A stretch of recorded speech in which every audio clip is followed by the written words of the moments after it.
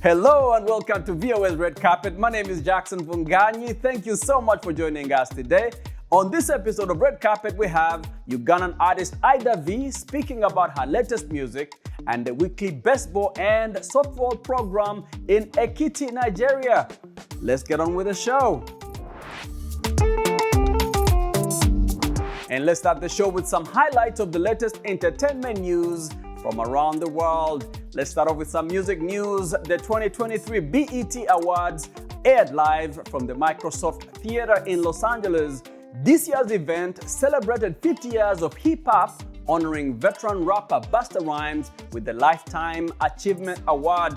African giant Burna Boy won the Best International Act Award for the third consecutive year, while fellow Nigerian superstar Davido was one of the featured performers at the event.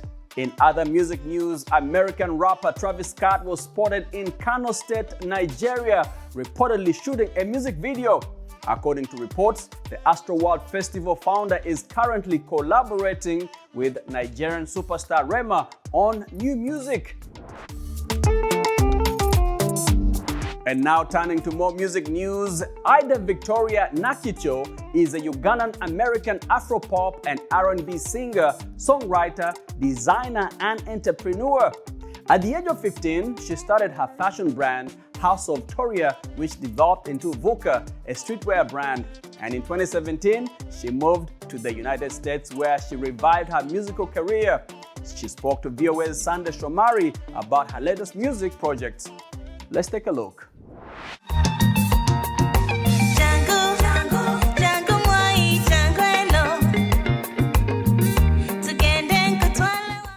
Aida Vee, all the way from Boston. All the way. By the way of Uganda. Welcome to Voice of America. Thank you so much. It's exciting. It's exciting to be here. How are you, Sunday? Very good, thank you. Yeah. It's so good to have you here. It's a pleasure being here. You have been performing. You've been working very hard. Oh. From Uganda to Boston to Washington, D.C. Yep. And you've done a lot of work too. By God's grace. Amen to that. So tell me a little bit about your music. I know I've seen your video and your song, Wololo Mwai.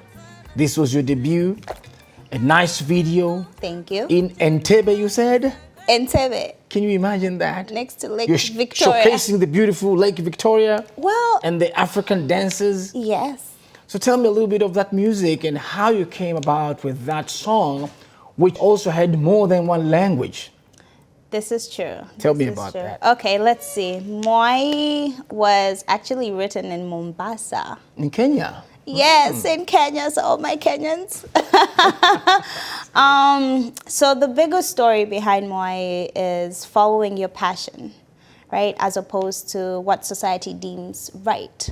In this case, I wanted a Kenyan man and my dad wanted me to go with a Ugandan boy, same pitch. I was like, no, give him Mwai. And the Wololo comes from, it's almost like a saying in Uganda when you're like, oh, Wololo Mwai, it's like an exclamation. Mm-hmm. So I was just like, oh my gosh, Mwai. You know, Mwai is who keeps my heart, you know, beating and all of that.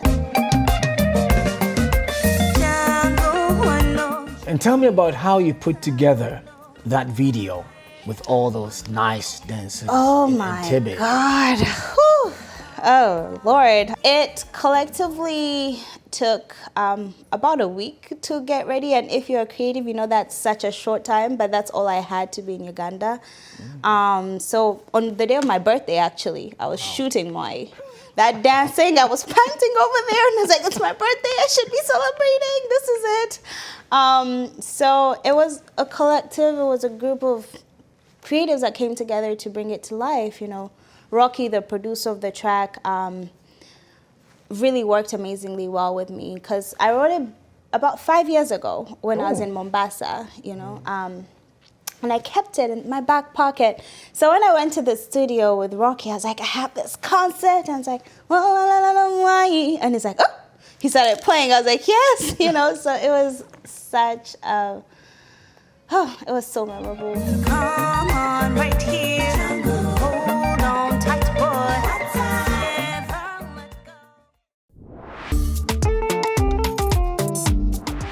let's take a look at some fashion news. For his debut collection with Louis Vuitton, record producer and singer Pharrell Williams drew his audience to the Pont Neuf Bridge in Paris, kicking off his tenure as creative director of menswear for the fashion brand with a celebrity-packed outdoor show. VOA's Kali Abdu has the report.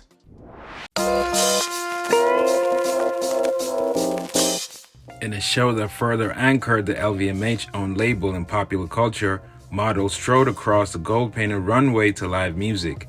They paraded pearl-embellished tracksuits, furry outerwear, and sparkling jackets with the label's signature checkmark pattern in all colors and sizes, including shades of camouflage. Several celebrities and crowds gathered along the Seine River, eager for a glimpse of the looks, which continued LV's approach of mixing street style with luxury. Williams' appointment raised eyebrows despite his extensive fashion experience, including founding streetwear brands with Japanese designer Nigo and designing capsule collections at Chanel. Best known as the singer and writer of pop hits Happy and Blurred Lines, the 50-year-old Williams ended months of speculation by filling the shoes of his friend Virgil Abloh, who held the job from March 2018 until his death in November 2021. Abloh had been the industry's highest-profile black designer, credited with forging a place for street style and loose skateboard looks in high-end fashion.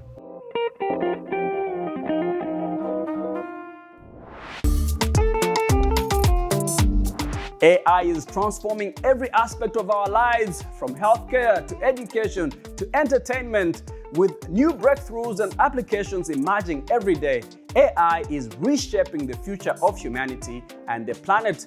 Let's take a look at some of the latest developments in AI. From a brewing battle over chips to how AI could bring the world a new song by the Beatles. These were the week's big stories in artificial intelligence. Chipmaker AMD wants to muscle in on the AI boom that has lifted shares in rival Nvidia. It's launched new silicon aimed at powering chatbots and the like. But it failed to confirm any big customers for the product, sending its shares skidding lower. Amazon's cloud unit said it might sign up. OpenAI boss Sam Altman has wrapped up a world tour. He says it's left him unexpectedly optimistic about coordinated global action to regulate AI. He's also been trying to ease fears of an unemployment crisis. Some jobs will go away. I hope everyone will live a much better life. I think that can simultaneously be true, but I don't think it's gonna quite have the employment impact people expect. Google has launched AI-powered advertising. The system automatically finds the best spot for ads across the company's products, from Gmail to YouTube. Google says that takes away the grunt work for advertisers, leaving them free to think about content and strategy.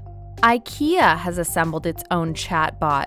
It's dubbed Billy after one of the store's famous bookcases.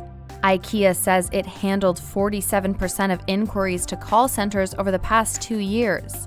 But jobs aren't going. Instead, 8,500 call center workers have been retained as interior design advisors. And AI could bring the world a final song from the Beatles. Paul McCartney says the tech has been used to work on a track created by John Lennon. Some think it's Now and Then, which Lennon recorded as a demo in 1978. The song will be released later this year.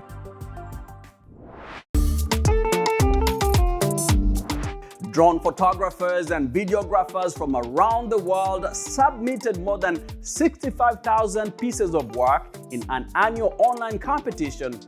VOA's Julie Tebo highlights some of the winning entries. Let's take a look.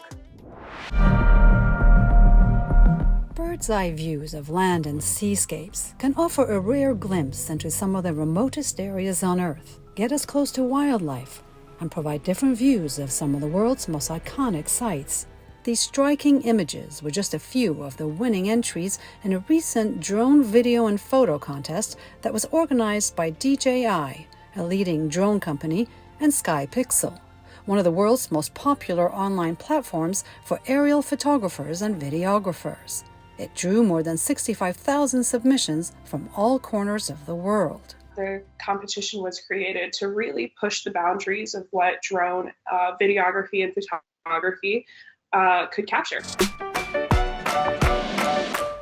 Drones as an artistic medium have greatly evolved over the past few years. It went from just niche drone enthusiasts to now we're seeing hobbyist photographers, professional filmmakers, and just people who are super into technology, utilizing the really innovative technology of drones and applying them in new ways.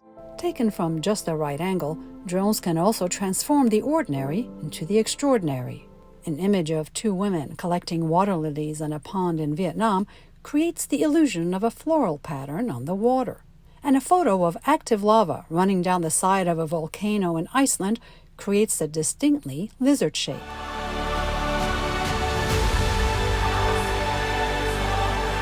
I think drones have revolutionized photography and videography, and we're going to see that more and more people from novice to professional are integrating drones as part of their regular creative process. Thanks to drone technology, people the world over get to see images they would never likely see in their lifetimes. Julie Tabo, VOA News. And now let's go to some sports news. Introduced in Nigeria by the US Peace Corps in the 1960s, baseball is slowly becoming a sport of note thanks to the efforts of a few dedicated lovers of the game. Timothy Obiezu reports from Ekiti State. A weekly baseball and softball training for school kids is underway in Ekiti State in southwest Nigeria.